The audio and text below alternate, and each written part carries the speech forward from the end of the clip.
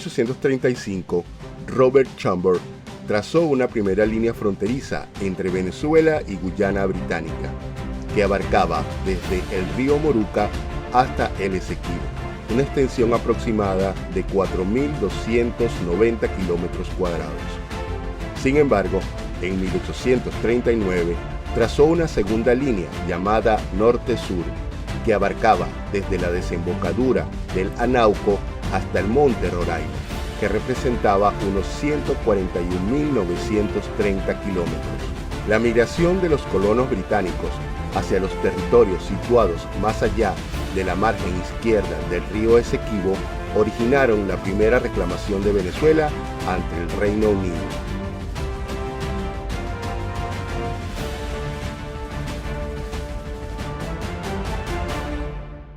Bueno, definitivamente, tres grandes países poderosos se confabularon para apoderarse del territorio del Esequibo que le pertenece a Venezuela. Esos países son Estados Unidos, Inglaterra y Rusia.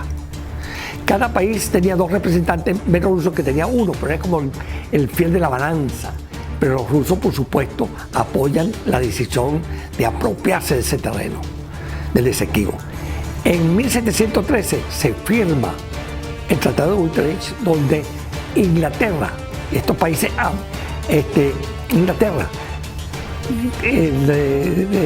aprueba, acepta cuál es el territorio de España, y dentro de eso está el Esequibo. Y Venezuela es designada en 1777 como Capitanía General de Venezuela. Y allí los límites de esa capitanía es el río Esequibo.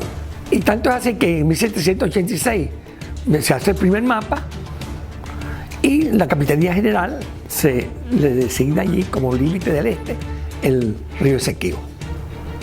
Pero hay una cosa muy interesante, que en 1834 Inglaterra reconoce la independencia de Venezuela y acepta que el territorio es ese hasta el Esequibo.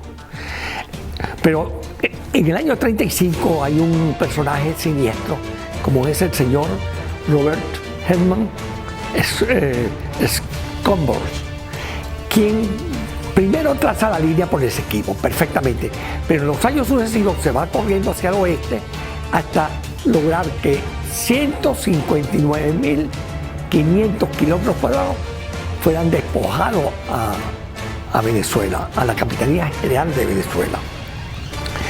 Y hay un hecho muy importante, que se reconoce la soberanía sobre ese territorio cuando la misma Inglaterra le pide permiso a Venezuela para instalar un faro en Punta Barima, tierra que está al este del territorio del Esequibo.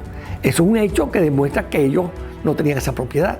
Entonces, de hecho, Inglaterra solamente con esa solicitud está demostrando el respeto a la soberanía de la Capitanía General de Venezuela o de Venezuela en esa oportunidad. Una cosa también muy importante, que cuando se queda Gran Colombia, Simón Bolívar integra ese territorio y precisamente esa capitanía, que es ya Venezuela, en los límites son el Esequibo. Ya después que muere Simón Bolívar en 1830, se produce la separación de la Gran Colombia. Y en 1830 el Congreso de Valencia determina la separación de Venezuela de la Gran Colombia, y todo el territorio de Venezuela lo constituye la Capitanía General de Venezuela, que tiene sus límites en el Esequibo. Ahora, ante esta arbitrariedad, Venezuela hace un reclamo enérgico y se firma el tratado, digamos el tratado con Gran Bretaña, que es el laudo arbitral. Este laudo arbitral fue firmado en 1899 y precisamente Venezuela en ese momento tiene una situación muy grave, que el presidente Luis Ignacio Andrade está en huida porque viene el cabito Cipriano Castro a tomar el poder en Caracas y él huye. O sea que Venezuela prácticamente no tenía gobierno y no tuvimos un hombre que dominara el idioma inglés para hacer esa defensa. De tal manera que nosotros concebimos que esa situación de todo lo que hizo Inglaterra fue una maniobra bien urdida en detrimento de nuestra posición. Y lo que como dice Iuri Poseiti, lo que se posee es poseído. De tal manera pues que Venezuela es despojada de ese territorio por estos tres países, aunque después uno de los miembros de esos tres países deja una carta y dice que una vez que él muera, que se lea. Y ese mismo dirigente o ese mismo líder norteamericano denuncia que sí, que fue urdida una maniobra contra nuestro país, Venezuela. Ahora bien, en el año 18, recientemente, Guyana se dispone a demandar a Venezuela unilateralmente. Y ellos se basan en una decisión de la ONU o de la Organización de Naciones Unidas para que acudamos al Consejo Internacional de Justicia. Guyana se agarra de allí, declara que el laudo arbitral sigue siendo legal, oportuno, y dice que no puede haber un acuerdo como firmado en Ginebra, sino que vayamos al laudo arbitral y con la aprobación del laudo arbitral prácticamente no hay que hacer nada, ya perdimos el territorio. Esto no lo aceptó Venezuela, entonces Venezuela decide reclamar a las Naciones Unidas esta situación para lograr que se siga con el acuerdo de Ginebra, que es un acuerdo de carácter amistoso, o la actividad, es decir, la controversia se va a resolver por la amistad, por medidas prácticas, donde no haya actitudes guerreristas de ninguna parte, pero esto no lo tolera Guyana e incide y continúa presionando para que se haga unilateralmente esta demanda, y Venezuela pues no va a aceptarla porque Venezuela considera que el laudo arbitral ya no existe.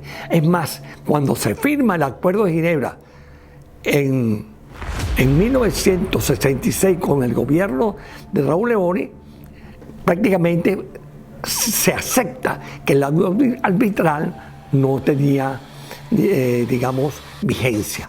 Sin embargo, pues Guyana se agarra de allí, y eso pues no lo va a tolerar Venezuela hasta hoy, como se está haciendo. Es cierto que el artículo 33 de la Carta Magna de las Naciones Unidas tolera que hay otras instancias hasta llegar a los contenciosos, pero es que el Acuerdo de Ginebra no está pensando en nada de orden legal. Todo está relacionado con una controversia que se va a resolver por la vía de la amistad, por medidas pragmáticas. Y de hecho, una vez firmado el acuerdo, se deja de un lado el laudo arbitral. Y esto lo reconoció Inglaterra oportunamente. ¿Qué hace Guyana? Guyana dice, un momentico, es que Inglaterra desconoce ese laudo arbitral. Y allí también se asienta, pero eso no es así. Porque ya cuando se firma el Acuerdo de Ginebra es porque el laudo arbitral fue considerado irrito y considerado nulo.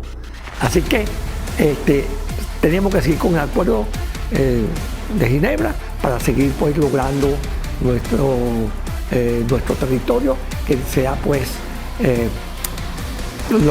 que sea o bien llegar a un acuerdo para establecer medidas, formas de la explotación de la zona o del uso de esos territorios, o definitivamente que Venezuela rescate su propiedad que le corresponde por aquello de Iuri Poseiti.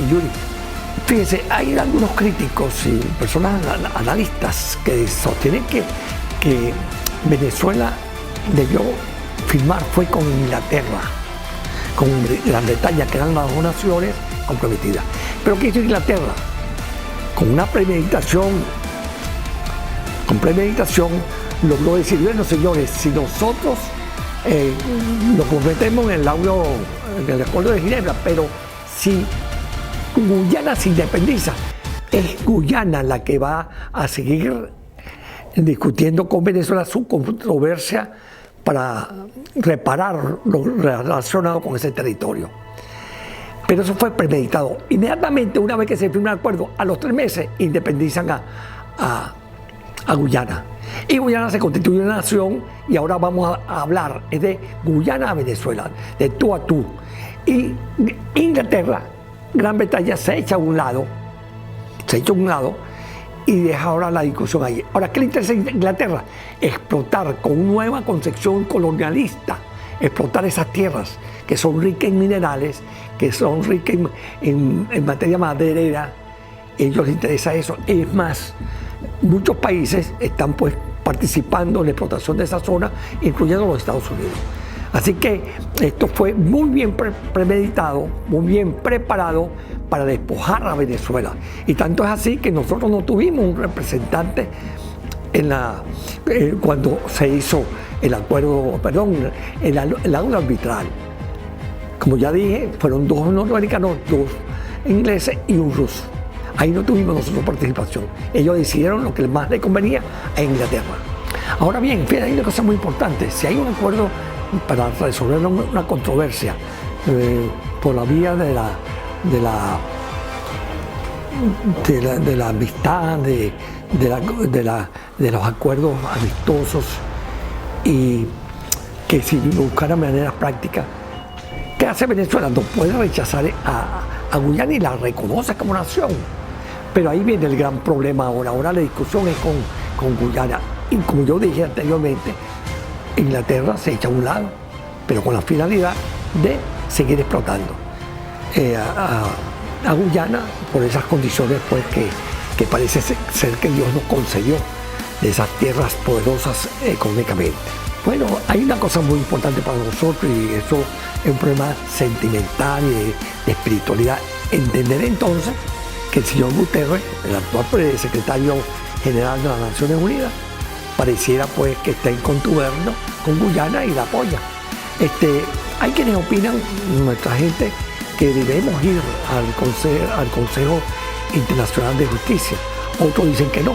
E incluso hay la norma en el artículo 53 dice que asistir o no asistir no impide, no constituye una penalidad, no constituye una actitud beligerante y que se nos vaya a sancionar por eso. No, sencillamente, si no asistimos, no hay penalidad y se seguirá discutiendo, se seguirá en el acuerdo de Ginebra hasta lograr nuestros propósitos. Como dije, pues Venezuela pudo rechazar de pleno esa actitud de Guyana. Sin embargo, por respeto al Consejo Internacional de Justicia y respeto a las Naciones Unidas, Venezuela aceptó eso e incluso fíjense que se aceptó hasta reconocer a Guyana como nación independiente, soberana. Pero esto nos trajo problemas a nosotros porque hay un tercer factor interviniendo. Y entonces, como dije, bueno, y Inglaterra se lavó las manos y dejó la cosa allí. Y ahora nos corresponde a nosotros una lucha de lograr pues acuerdos con Guyana, y la cosa se está complicando porque Guyana ahora no quiere reconocer el acuerdo, sino el ángulo arbitral, y ellos dicen que tienen basamento para eso desde un principio, porque ya Inglaterra había dicho posteriormente que ellos consideran que el ángulo arbitral no era nulo, a pesar de que el acuerdo de Ginebra lo establece que sí es nulo y que es írrito. Ahora, el Consejo Internacional de Justicia tendrá que revisar su jurisdiccionalidad, en este caso de conformidad con el artículo 33 de sus estatutos. Así que tiene que revisarlo. Y a pesar de que también hay gente nuestra, jurista, que dice que deberíamos asistir, bueno, Venezuela se resiste a hacerlo. La vicepresidenta asistió a ese consejo y allí se llegó a un acuerdo de en 5 meses presentar unas memorias, tanto Guyana como Venezuela, para luego proseguir en el proceso que las Naciones Unidas está proponiendo. Hasta ahora pues nos resistimos a asistir y resolver la controversia dentro del Consejo Internacional de Justicia. Esperaremos, estaremos alerta sobre ese particular. Lo que sí es cierto es que Venezuela, sus habitantes, su gobierno, el Estado en general, o la nación, ese concepto de nación, está obligada a defender su territorio con todos los medios posibles que existan. Requerimos una unión de nuestros habitantes, de todos los habitantes de este país, para defender este territorio que nos pertenece históricamente.